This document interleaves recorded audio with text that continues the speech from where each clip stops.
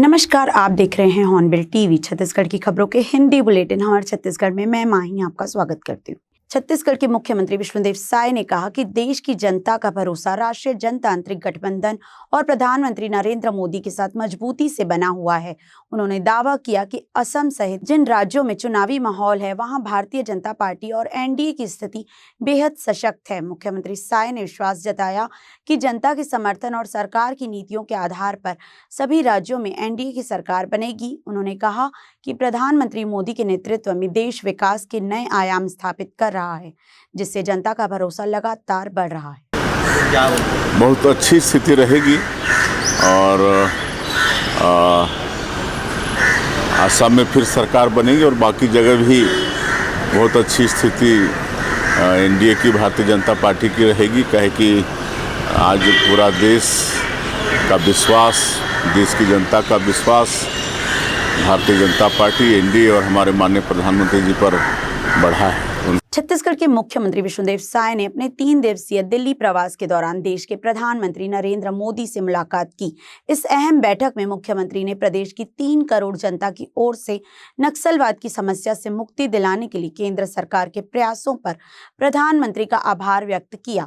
मुलाकात के दौरान मुख्यमंत्री साय ने बस्तर के क्षेत्र के सर्वांगीण विकास को लेकर एक विस्तृत रोड मैप भी प्रधानमंत्री के समक्ष प्रस्तुत किया।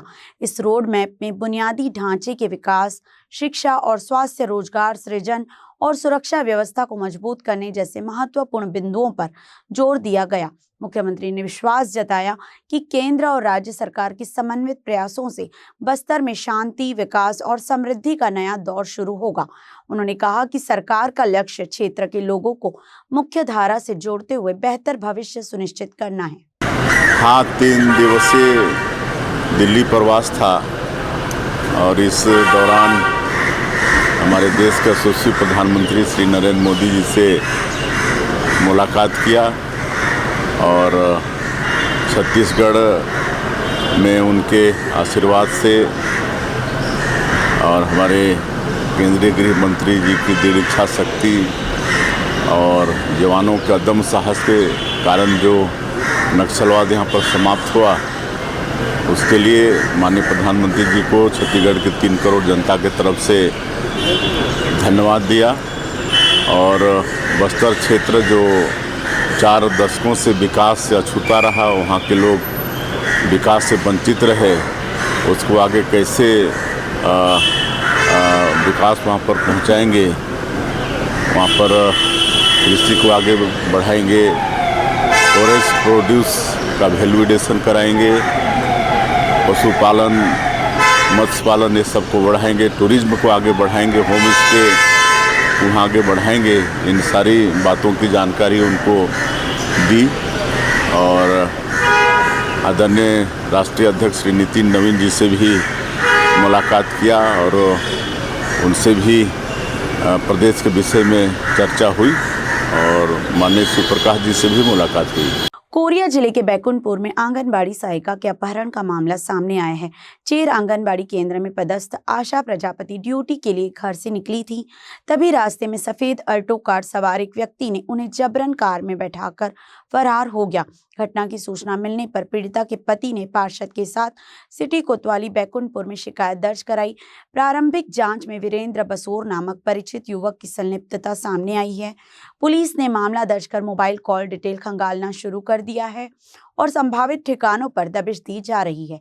जल्द ही आरोपियों तक पहुंचने का दावा किया गया है। नाम अशोक प्रजापति, मेरी पत्नी का नाम आशा प्रजापति। आंगनबाड़ी में काम करने गई थी। वहां से जब वो आ रही थी तो आंगनबाड़ी से करीब 100 मीटर दूर उसको अपहरण कर लिया गया। कैसे पता चला कि वो अगल बगल वाले बताया, गाँव वाले। क्या चीज से लेके गए? सफेद कलर की 4 व्हीलर कार है। कौन लेके, किसी साजिश वगैरह था? नहीं, इसके मेरे को कोई जानकारी नहीं है। किस दिन की घटना? आज की घटना है। लगभग टाइम लगभग 11 बजे दोपहर। क्या नाम है उनकी? आशा प्रजापति। थाने में आए हैं? उम्र 40 वर्ष। थाने में आए हैं, यहाँ पे क्या बोला गया है? आवेदन देने आया हूँ, रिपोर्ट करने आया हूँ अपहरण के नाम से। रामचेर की महिला है आशा प्रजापति नामक, आंगनवाड़ी सहायिका है।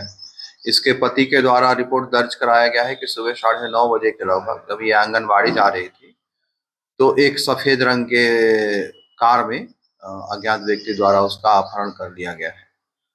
आवेदक के रिपोर्ट पे अपहरण का अपराध पंजीबद्ध किया गया है धारा 138 BNS के तहत, और सूचना मिलते ही पुलिस त्वरित एक्शन में आई है और अपने मुखबिरों के माध्यम से और तकनीकी जानकारी एकत्रित करते हुए इस नतीजे पर पहुंची है कि एक वीरेंद्र बसोर नाम का व्यक्ति है जो चेर का ही निवासी है और पहले से ही महिला का परिचित है, और वही एक अल्टो गाड़ी में महिला को अपने साथ अपहरण कर भगा कर ले गया है।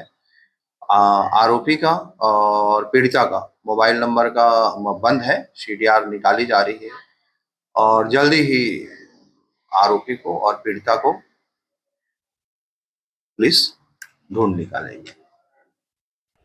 दंतेवाड़ा में महिला एवं बाल विकास विभाग के जिला अधिकारी वरुण नागेश पर अपने ही कार्यालय की 2 महिला कर्मचारियों से अभद्रता करने का आरोप लगा है। यह मामला सखी सेंटर से जुड़ा है जो महिलाओं को सुरक्षा और सहायता देने के लिए संचालित होता है। आरोप सामने आने के बाद महिला कांग्रेस ने विरोध प्रदर्शन करते हुए अधिकारी का पुतला फूंका। महिला कांग्रेस की राष्ट्रीय सचिव तुलिका कर्मा ने कलेक्टर से मामले की निष्पक्ष जांच कर आरोपी अधिकारी को निलंबित करने की मांग की है। उन्होंने चेतावनी दी है कि यदि जल्द कार्यवाही नहीं हुई तो महिला कांग्रेस उग्र आंदोलन करते हुए कलेक्ट्रेट घेराव करेगी। भारतीय जनता पार्टी की सरकार में आप देख रहे हैं लगातार, ये कोई पहली बार घटना नहीं है, ये हमारे दंतेवाड़ा जिले की घटना है। जो महिला एवं बाल विकास विभाग के जो DPO वरुण नागेश के द्वारा हम उन्हीं के विभाग में कार्यरत सखी सेंटर में 2 महिलाएं कर्मचारी जो थी उनके साथ इन्होंने जो वर्क प्लेस पे सेक्सुअल हैरेसमेंट और मोलेस्टेशन का जो ये मामला आया सामने, और हम पीड़ितों से भी मिले और बातचीत किए कि किस प्रकार मतलब तरह से वो उन लोगों को गंदे शब्दों का प्रयोग करके उनको उनके साथ दुर्व्यवहार किया। साथ ही उसी को लेकर के हमारी पूरी महिला कांग्रेस की जो टीम है जांच दल पूरी गई हुई थी और पूरी जांच की तो उसमें पाया कि किस प्रकार वरुण नागेश के द्वारा लगातार ये जो महिलाओं के साथ जो अनाचार हुआ है, जो दुर्व्यवहार हुआ है, उसको लेकर के कि लेकिन जो वहाँ पे ऑलरेडी जो कमेटी में जो आंतरिक जो एक सुरक्षा समिति होती है उसमें भी देखा पाया जाए कि वो लोग भी उस चीज को मतलब पूरा कहीं ना कहीं पूरा विभाग जो है वो विभागीय अधिकारी को सपोर्ट कर रहा है, मदद कर रहा है। उसी विषय में कल हम लोग सभी कलेक्टर सर के जाकर के जिला के कलेक्टर से मुलाकात किया और मुलाकात के दरमियान हम लोगों से ये मांग किया गया है कि वरुण नागेश को तत्काल उसके ऊपर एक मजिस्ट्रेट जांच होनी चाहिए, न्यायिक जांच बैठ के बाद उसके ऊपर कार्रवाई होनी चाहिए और उसको जेल की सलाखों के पीछे होनी चाहिए। जी, छुट्टियों के दिनों में भी यही बात हम लोगों के सामने है कि भाई वहाँ ऐसी कोई आवश्यकता नहीं थी, क्योंकि हम जब जांच दल वहाँ जब गए तो पता चला कि ऑलरेडी वहाँ पे कर्मचारी है काम करने के लिए, लेकिन ये महिलाओं को वहाँ पे ये जो एक मामला है कि कहीं ना कहीं महिला तस्करी वाला मामला है, क्योंकि आप वहाँ पे सखी सेंटर में जो काम कर रही है उनको वहाँ बुलाना मुझे लगता है कि वो जरूरत नहीं थी, लेकिन इससे ही सामने अब बात आ रही है कि ये कोई पहली बार नहीं है, ये पूर्व में ऐसी कई घटना घट चुकी होंगी और ये हम लोगों की शर्मसार की बात है, क्योंकि सखी सेंटर एक ऐसा सेंटर है जहाँ पे जो महिलाओं के न्याय और अधिकार के हम लोगों को भेजा जाता है, जो कोई भी पीड़ित जो महिलाएं होती, लेकिन आज सखी जो सेंटर है जो महिला आयोग का, महिला एवं बाल विकास का, आज जब वो सुरक्षित नहीं है और जो ये वरुण नागेश जो एक जिले के रक्षक होने के नाते कि उनको मतलब वो महिला बाल विकास के रक्षक नहीं, वो भक्षक के रूप में काम कर रहे हैं। जी, छत्तीसगढ़ की सियासत में इन दिनों जुबानी जंग तेज हो गई है। मंचों से विकास के बड़े बड़े दावे किए जा रहे हैं, लेकिन जमीनी हकीकत कुछ और ही कहानी बयां कर रही है। बिलासपुर के कोटा विकास खंड में एक पटवारी के ट्रांसफर को लेकर सियासी घमासान छिड़ गया है, जहां सत्ता और विपक्ष आमने सामने नजर आ रहे हैं। कोटा क्षेत्र में इन दिनों एक पटवारी का मामला राजनीति का केंद्र बन गया है। एक और कांग्रेस विधायक अपने कार्यकर्ताओं के साथ कलेक्टर कार्यालय पहुंचकर पटवारी के तबादले की मांग कर रहे हैं। उनका आरोप है कि पटवारी का कामकाज सही नहीं है और लोगों को परेशान किया जा रहा है। वहीं दूसरी तरफ सत्ताधारी भाजपा के जिला अध्यक्ष और उनके समर्थक भी बड़ी संख्या में कलेक्टर कार्यालय पहुंचे। उन्होंने पटवारी का बचाव करते हुए कहा कि उसे हटाने की मांग पूरी तरह से गलत है। भाजपा नेताओं का आरोप है कि जिन लोगों ने शिकायत की है वे खुद अवैध कब्जे में लिप्त हैं और पटवारी द्वारा जारी नोटिस से बचने के लिए दबाव बना रहे हैं। भाजपा का यह भी कहना है कि संबंधित पटवारी को पहले बेहतर कार्य के लिए सम्मानित किया जा चुका है। ऐसे में बिना ठोस कारण के उसका तबादला करना उचित नहीं होगा। उन्होंने मामले की निष्पक्ष जांच कर उचित कार्यवाही की मांग की है। आज हम लोग आमा गोहन का जो पटवारी बहुत अच्छा काम कर रहा था, जिसको कांग्रेसियों के दबाव में तत्काल बिना जांच किए हटवाने का आदेश दे दिया गया है, उसके खिलाफ हम लोग आए थे कि किसी के खिलाफ अगर कोई शिकायत हुआ है तो उसमें आप पहले जांच करवाइए और अगर गलत किया है तो उसके ऊपर कार्रवाई करिए। और अच्छा काम किया उसका प्रमाण है हमारे पास। वो पटवारी वो 500 एकड़ लगभग शासकीय जमीन जो बेजा कब्जा लोग किए थे उसको निकलवा चुका है। दूसरा चरण उसका शुरू हुआ है और जितने लोग आए थे माननीय विधायक अटल श्रीवास्तव जी के साथ उसको हटवाने के लिए, वो सारे लोग बेजा कब्जा किए हुए हैं और उनको नोटिस मिला है तहसीलदार बेलगहना के द्वारा। और जब नोटिस मिला है तो सब व्याकुल हो करके और विधायक के शरण में आए हैं और विधायक जी गलत लोगों को ही संरक्षण देते हैं और दबाव में प्रशासनिक अधिकारी लोग जो वास्तविक में जिसको कलेक्टर साहब खुद प्रशस्ति पत्र दिए, पुरस्कार दिए उस पटवारी को, कोटा एसडीएम उसको पुरस्कृत किए हैं, उसके पास प्रमाण भी है, और उसको बिना जांच किए कल उनके खिलाफ परसों आवेदन हुआ और कल उसको बिना जांच किए तत्काल हटा दिए। और जबकि वो जनगणना में उनका ड्यूटी है, जनगणना के कर्मचारी को किसी भी हालत में 2-3 महीना भी हटाया नहीं जा सकता। तो हमारा आग्रह कलेक्टर साहब से था, ऐसा अन्याय किसी प्रति नहीं होना चाहिए। हम संरक्षण भी नहीं देंगे कोई भी अधिकारी गलत करेगा, लेकिन पहले आप विधिवत जांच करिए। कलेक्टर ने क्या कुछ कहा है? कलेक्टर ने कहा मैं आदेश नहीं किया हूं। तो बोला आदेश कहाँ से हुआ, आखिर आपके बिना बोले तो हुआ नहीं, शिकायत तो आपके पास हुआ है। तो बोले मैं इसका जांच करवाता हूं, अभी वो कार्रवाई नहीं होगा उसमें। और हम लोग बोले भी हैं पहले जांच करवाओ और अगर गलत किया हो तो कार्रवाई करवा, चूंकि आप ही पुरस्कृत किए हैं उस पटवारी को, ये प्रमाण है हमारे पास, उसका काम अच्छा है। मामला भाजपा कांग्रेस नहीं, वो पटवारी बताया ना कि 400-500 एकड़ जमीन अभी जो लोग बेजा कब्जा किए थे उसको हटवा चुके हैं, लोगों को न्याय दिलवा रहा है। अभी फिर वो उसका दूसरा चरण चल रहा है और जितने लोगों को नोटिस दिए वही लोग उनके पास आए थे, विधायक जी के पास, उनको लेके आके वो उसको हटाने के लिए दबाव बनाए। जिला प्रशासन क्या कांग्रेस के इशारे पे काम कर रही है? भाजपा कांग्रेस के इशारे पे नहीं, जिला के अधिकारियों को चाहिए, जिला का हो या विकास खंड का, वास्तविक में जो न्याय संगत है, जनहित में है, वो निर्णय लेना चाहिए, चाहे सरकार किसी का हो। प्रदेश भर में आज जोश, उत्साह और देशभक्ति का अद्भुत नजारा देखने को मिला। एबीवीपी के कार्यकर्ताओं ने नक्सलवाद के खिलाफ एक साथ शव यात्राएं निकालकर एक मजबूत और साफ संदेश दिया। इसी कड़ी में बिलासपुर में भी स्वामी आत्मानंद कॉलेज से अमर जवान सीएमडी चौक तक एक शानदार और प्रभावशाली यात्रा निकाली गई, जिसने पूरे शहर के माहौल को देशभक्ति के रंग में रंग दिया। बिलासपुर की सड़कों पर आज कुछ अलग ही माहौल नजर आया। हाथों में तख्तियां, जुबान पर जोशीले नारे और दिलों में देश के प्रति समर्पण लिए एबीवीपी के कार्यकर्ता नक्सलवाद के खिलाफ एकजुट होकर सड़कों पर उतरे। इस दौरान कार्यकर्ताओं ने नक्सलवाद के प्रतीक के रूप में एक अनोखी शव यात्रा निकाली, जिससे लोगों का ध्यान अपनी ओर खींचा और चर्चा का विषय बन गई। इस शव यात्रा का मुख्य उद्देश्य था देश में नक्सलवाद के अंत का संदेश देना और समाज में शांति, सुरक्षा और विकास की नई सोच को मजबूत करना। यात्रा के दौरान नक्सलवाद मुर्दाबाद और भारत माता की जय जैसे नारों ने पूरा वातावरण गूंज उठा, जिससे हर तरफ जोश और ऊर्जा का संचार होता दिखा। आपको बता दें कि भारत सरकार ने 31 मार्च 2026 तक देश को नक्सलवाद मुक्त बनाने का लक्ष्य रखा था और तय समय सीमा के अनुसार अब सशस्त्र नक्सलवाद के अंत की बात सामने आ रही है। इस बड़ी उपलब्धि को लेकर युवाओं में खासा उत्साह देखने को मिल रहा है। इसी उत्साह के साथ एबीवीपी के कार्यकर्ता एकत्रित हुए और नक्सलवाद के अंत को एक युग की समाप्ति के रूप में प्रस्तुत करते हुए यह प्रतीकात्मक शव यात्रा निकाली। इस दौरान बड़ी संख्या में स्थानीय लोग भी शामिल हुए और इस पहल की सराहना की। उन्होंने कहा कि यह हमारे देश के लिए गर्व का क्षण है। अब वे क्षेत्र जो वर्षों से नक्सलवाद से प्रभावित थे, वहां शांति और विकास का नया दौर शुरू होगा। आम नागरिक अब निडर होकर जीवन जी सकेंगे। वीओ एबीवीपी का यह आयोजन सिर्फ एक यात्रा नहीं बल्कि एक मजबूत संदेश है, एक ऐसे भारत का जो सुरक्षित हो, शांतिपूर्ण हो और तेजी से विकास की ओर बढ़ रहा हो। भारतेंदु कौशिक की रिपोर्ट। नक्सलवादी कमर खुरेंगे छत्तीसगढ़ की धरती पर। नक्सलवाद की कमर खुद गई। मुर्दाबाद मुर्दाबाद मुर्दाबाद मुर्दाबाद। नक्सलवाद मुर्दाबाद मुर्दाबाद मुर्दाबाद। नक्सलवाद मुर्दाबाद।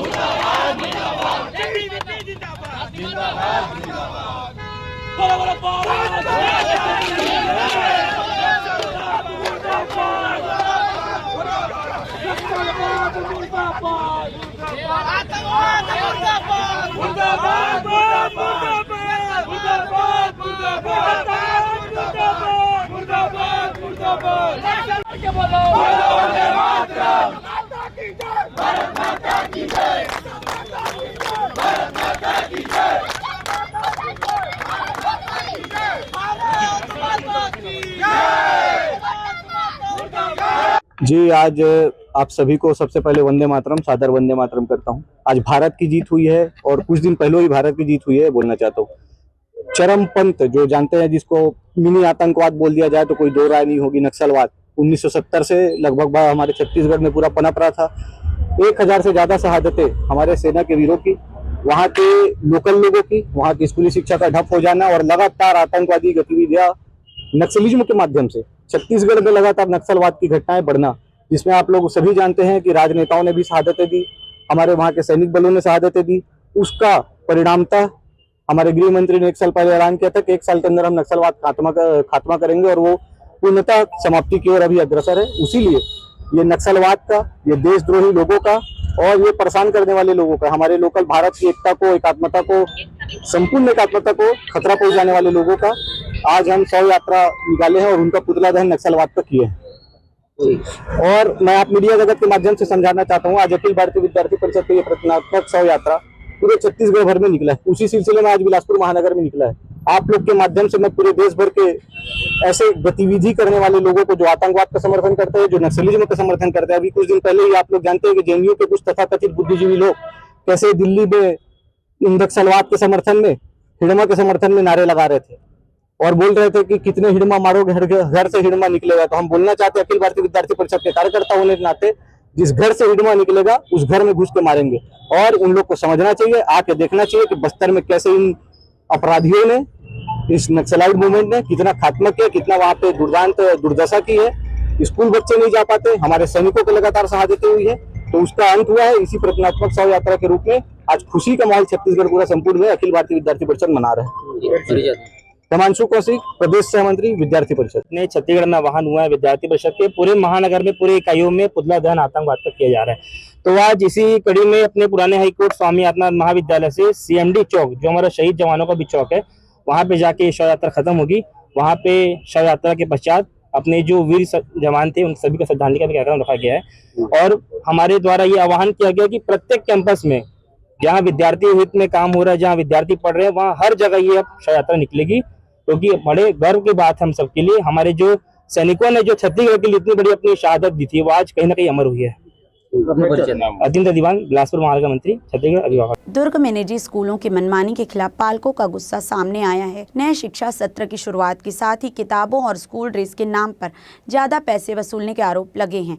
पेरेंट्स एसोसिएशन ने कलेक्टर कार्यालय पहुंचकर औपचारिक शिकायत दर्ज कराई और स्कूल प्रबंधन पर अवैध वसूली का आरोप लगाया। मामले की गंभीरता को देखते हुए जिला शिक्षा अधिकारी अरविंद मिश्रा ने नोडल अधिकारियों को निजी स्कूलों के पिछले 5 वर्षों में ड्रेस और किताबों की खरीद बिक्री का ऑडिट करने के निर्देश दिए हैं। शिक्षा का मंदिर कहा जाता है, फीस तय किए जाते हैं, उसके बाद जब फीस नहीं पटा पाते पालक तो पेनल्टी ली जाती है। क्या कहना चाहेंगे इस बारे में? ये तो बहुत जैसे ये हो गया कि आप कोई व्यापारीकरण कर रहे हो, जैसे कोई महाजन हो अपना सूद वसूली कर रहा है, मूल दे दिया है और सूद पे सूद वसूली कर रहा है। वैसे शिक्षा का केंद्र एक शिक्षा मंदिर होती है। शिक्षा पहले मंदिर होती है, वहाँ बच्चों को पढ़ाया जाता है, ना कि उससे व्यापारीकरण किया जाए। आज फीस के नाम पे डकैती हो रही है, छोटे बच्चों की 2000, 2500 फीस, और फीस ना पटाने के बाद पेनल्टी। जो पेरेंट्स अगर फीस नहीं दे पा रहा है वो तो पेनल्टी कैसे देगा? तो डकैती तो हुई ना। और पेनल्टी आप ले रहे हो तो आप शिक्षा नहीं दे रहे हो, आप व्यापारीकरण कर रहे हो। कई बार ऐसा भी देखा जाता है पालक बिल्कुल भी फीस नहीं पटाते, साल भर गुजर जाता है, एग्जाम का टाइम आ जाता है, तो ऐसे में पालक और जो पढ़ने वाले बच्चे हैं दोनों पर दबाव भी डाला जाता है। इस बारे में क्या कहना चाहिए? देखिए, दबाव तो डाला जाता है क्योंकि उनको सबको परेशानी है।